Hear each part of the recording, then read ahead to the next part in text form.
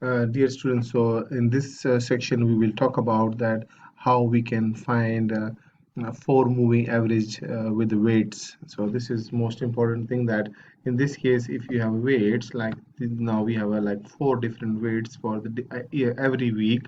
So let's suppose make me give me let me some different color. Okay, yeah, so these are the weights and we must care about the weights. So before in the previous video I was just like making the average of these like numbers with the three average numbers, but this time before making the average I need to multiply this value with this plus this value with this one, and 40 with 0.3 and 45 with a 0.4, right? And then add them all up. So how I do it, so this is the formula you can see over here. Cell number C5 is multiplied with the cell number D5, right, plus cell number C6 is multiplied with the cell number D6, and similarly with the cell 7 and 8, right? Okay, and similarly in this one as well, right? So you move the sales but you keep the weightage as a constant, right? So this is most important thing.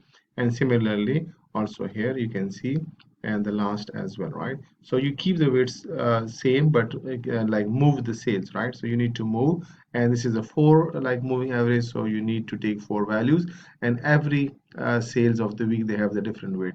So the week 4 has the highest weightage and week 1 has the lowest weightage. Since I told you that when we do some like forecasting, there is an error, so the error could be in positive and negative. So we got some errors, right? So you can see errors, and also we got errors. So errors is the difference between the moving average forecast and the sales, original sales. So you can see we have three errors.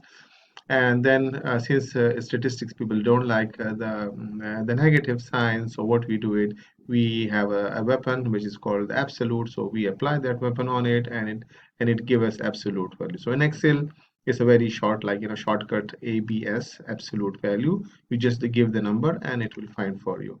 Okay, so all the negative values will be removed. Now as I told you, there's another way, square one. Square method is useful in the large numbers, right?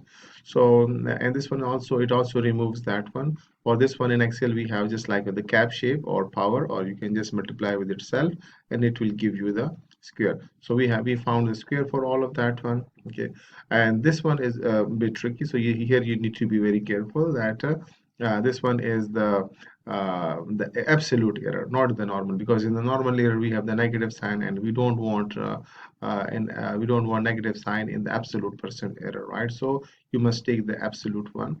So absolute error divided by the original sales multiplied by the 100. So the formula is very simple, but you need to take care that you must take the value of the absolute error, not the square, not the normal error, and then just replicate with all this thing. And for MAD, the MAD is this one. This is the average of all the errors. So it is just a simple average. You know how to find the averages in school, you already learned it. And then the average of the square error, so that is MSE, simple. And then we have MAPE, which is the mean absolute percent error. So this is the average of all the APE. So APE is absolute percent error, right? So you got all these things. That's it. See you in the next video with some more information.